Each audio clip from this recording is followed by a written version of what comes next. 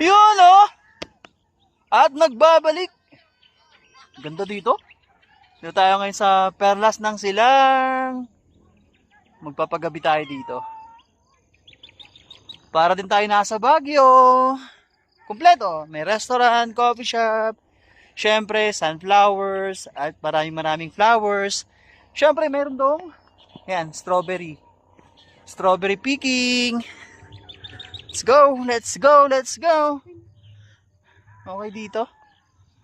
Dito lang yan sa Silang. Kaya nga Perlas ng Silang eh. Char lang, char lang. Ang ganda rito. Pasyal kayo, pasyal kayo. Ayan o. May mga under construction pa. Pero, Gian.